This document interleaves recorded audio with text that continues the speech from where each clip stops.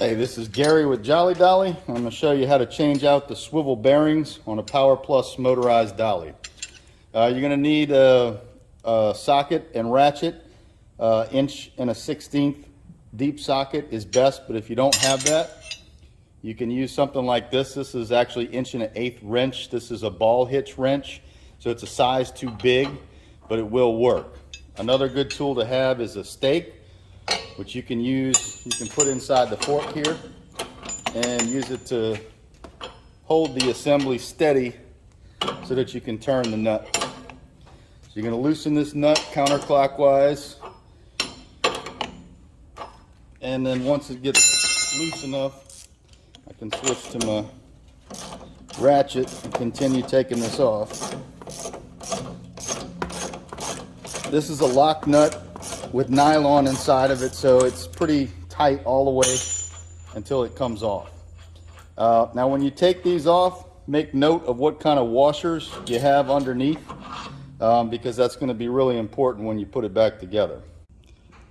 So when you get your bearings off, take a look at the washers that were under the bottom bearing. If you have a really big one like this, or one of these, what's called a needle bearing, get rid of those. Those are not used anymore.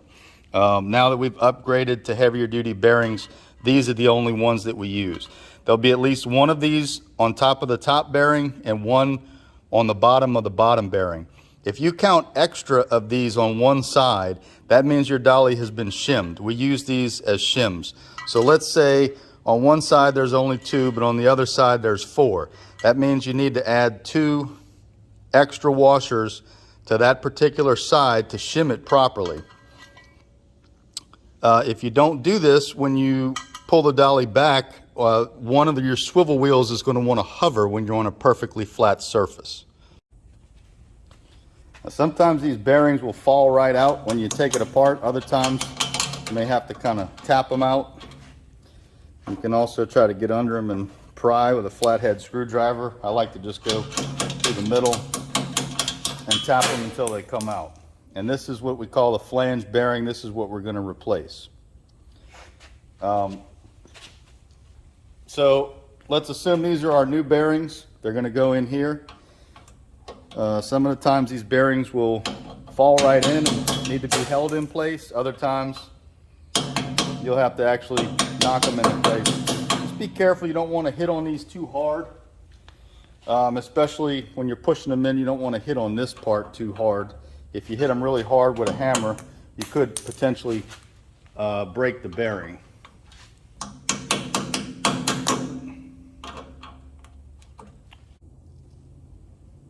Okay, so once you got your bearings in place, you're going to figure out how many washers you're going to have on here. You need at least 1 washer on here. But if you determined earlier that this side was shimmed, this is where you'd put your extra washers to shim it. So say you had extra 2 washers on this side, now you would put your extra 2 on there. In this case, there is no shimming required. We go through the bottom bearing, through the top bearing, washer goes on the top, just 1. Then we put our nut, get it hand tight, and then you can start tightening it either with your wrench or your ratchet.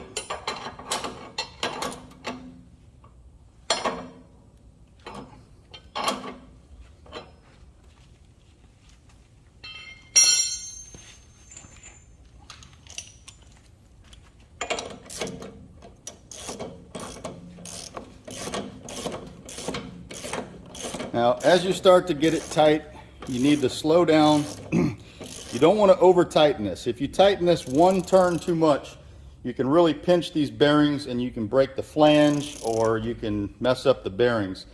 So really go slow as you get it dialed in to the very bottom. Once you start feeling some resistance when you try to turn the wheel, that's too much. You want to back off just a tiny bit at a time until this spins freely. Once you can spin this freely, including going around like this, see it doesn't want to fall. We need to loosen that up just a tad more. Now we're good. And of course, make sure both of your bearings are seated fully into the housing. And if they are, then you're done.